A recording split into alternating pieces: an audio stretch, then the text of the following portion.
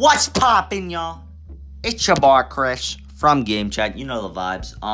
Today we are talking about the Toronto Raptors. It's gonna be similar to the next video. It's gonna kind of be me talking over some footage of the team playing, talking about the team and what they can do. This isn't going to be about this season mainly. It's going to be about the future and how I believe the Toronto Raptors could have the best rebuild out of any team in the Eastern Conference and could be championship contenders again as soon as 2024-2025. Okay, let's get into it. Aaron Baines, number one guy on the list here. Aaron Baines was statistically the 11th worst player in the league, and that says something. When you have Serge Ibaka and Marc Gasol, especially at the time Marc Gasol was still a quality role-playing center, who both are good defensively. Serge definitely very more skilled on the offensive end than Marc, but those are just great impact guys who you switch in and out every night as your starter and backup. And then deciding, okay, we're not going to bring them back. We're going to go in a different direction. They want too much money, whatever. They don't want to come back. They want to go win a championship. And then deciding, okay, we're going to sign Aaron Baines as a short-term guy, which I was a fan of at the time. I'm like, okay, Aaron Baines is going to average 20 here. He's going to have a great year. Well, that didn't work. Aaron Baines averaged 5 and 5 on below 40% from the field. And that was just a bump in the road, Raptor fans, because next you had Khem Birch come in just a bit after the deadline, who's a Canadian kid, said his dream as a kid was to be a Toronto Raptor, putting up 11 and 7 since being a Raptor on under 30 minutes a game. Like, y'all are chilling there. That could be your future center, at least your bridge center. I'm kind of using a football term here, but your bridge center, that could be your bridge center. I mean, he who knows? If he gets more opportunities next year, he might average 15 and 9 for you guys. He's a good shot blocker. His free throws have been pretty good, and that shows most players that are good free throw shooters have good potential at shooting threes. So maybe if he works with the shooting development team of the Toronto Raptors, he could become a good stretch big man. Next up, Kyle Lowry. He's not coming back, guys. I'm sorry. He's going to go try to win a championship, and that isn't a bad thing because now you have Fred VanVleet as your leader, who I think is going to be is already a good on-the-court leader for this team, and is going to be a great leader and a good mentor for young guys like Malachi Flynn, who, speaking of Malachi Flynn, has been phenomenal since getting good opportunities as a starter. I mean, he won Rookie of the Month, y'all. Like, he's a good player. I wanted the Celtics to draft him personally at 23 over Peyton Pritchard, but I'm happy with Fast PPU to go. But yeah, and then the injuries, okay? It wasn't overly just pure injuries. The virus hit you guys pretty hard, and I can't really say it. I'm not trying to get us banned, but the virus hit you guys pretty hard, and that's that. But you guys are fine next year. You're going to most likely be back in Toronto, and that's the main thing. As long as you guys are back in Toronto, you're going to be a playoff team. You guys were like, I believe, 92 and 16 over the last 2 years when playing at home. That's no coincidence. That's no coincidence, okay?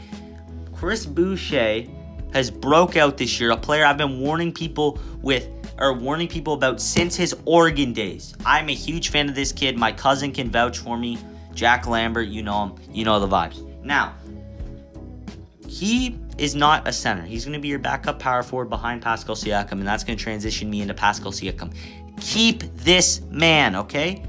Sure, he does too many spin moves. But when he doesn't have as much pressure to be the number one guy on him, and when that can be an OG Anunoby or a Fred VanVleet, he's going to probably put up better stats than both those guys. And because he has less pressure on him, he's still going to be able to come up clutch for you guys. His shooting is going to come back, and I know it's a huge thing. His shooting did not disappear. It was an off year for him, okay? Now, OG Anunoby. OG Anunoby, I've been saying it for at least a year or two now. He's the next Kawhi Leonard. He plays so much like Kawhi Leonard. Kawhi Leonard didn't overly break out till the end of his 4th year, and OG will be going into his 5th year next year. OG averaged 16 points per game. Okay, 16 points per game, 0.7 blocks, a steal and a half a night, 2 assists, 5 rebounds, shot 78% from the free throw line, 40% from 3, and 48% from the field. That's phenomenal.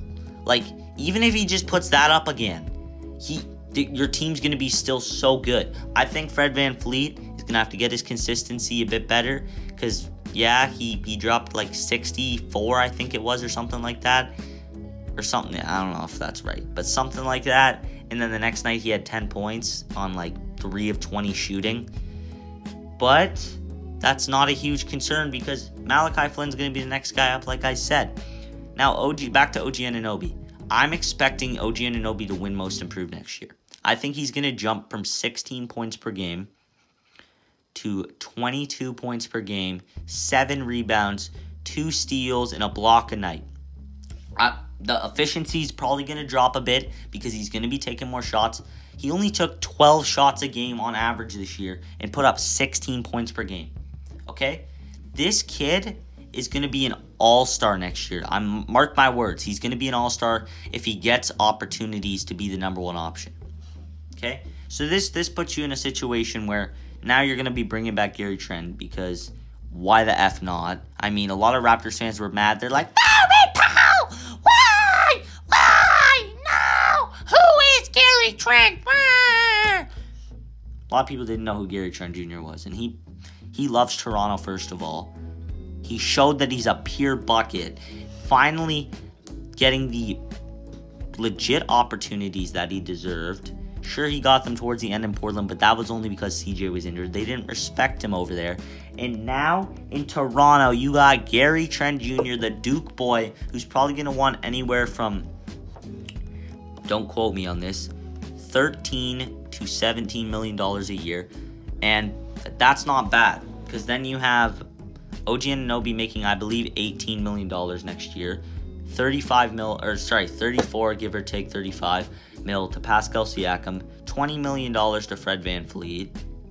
And sure, that clogs up a decent bit of your cap space, but Khem Birch, bringing him back isn't going to be hard. He's not going to want too much money because, of course, Toronto's Canada's where he's from, and being a Raptor is what his dream was as a kid. And Raptor fans have already embraced him enough. But even if he doesn't want to come back, the little chance that he doesn't, you guys have a high chance with a 7.5% chance to get the number 1 pick in the draft.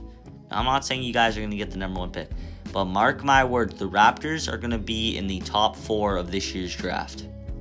Why? Because, well, the way these lottery odds have been working, a lot of teams in the top 4 have fell, like last year, and a lot of teams have jumped up. Now, I'm not saying you guys are going to get the number 1 pick, because if you do, you take Cade Cunningham, even if Evan Mobley, if you think Evan Mobley may become the better player, Cade Cunningham is just the consensus number 1 pick. But Evan Mobley is Kevin Garnett 2.0. He's the fastest big man I think I've ever seen.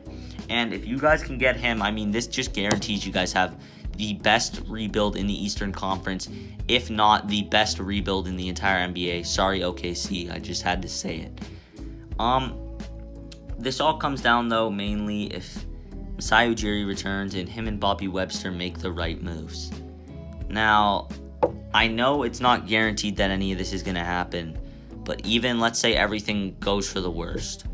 You don't get Gary Trent Jr. decides to leave, even though he's restricted and he's just getting too much money, you can't match it. You decide to trade away Pascal Siakam and he breaks out. Well, no matter what, the return you're getting for Pascal Siakam is going to be at least a first-round pick in this year's draft, possibly a first-round pick the next year, and a quality young role player, or just a quality role player. Like, you guys are in a win-win situation here. I guarantee you Kyle Lowry is going to, if he's going to sign with whatever team, will give the Raptors the best deal in a sign-in trade. Or if he's going to go to Philadelphia, he's going to say, okay, I respect the Raptors. You guys are going to have to do a sign-in trade with them if I'm going to sign here.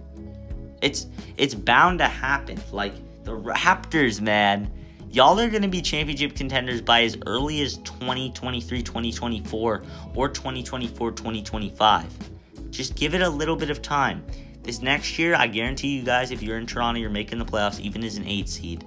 But this year was just a fluke due to injuries. Don't worry. keep this smile on your face because you're in a way better situation than my Boston Celtics are. Rant about them coming soon enough. So yeah, guys, I hope you enjoyed this video. And yeah, Raptor fans, keep your head up. You got a great coach, a great future. And yeah, peace out, y'all. Doses.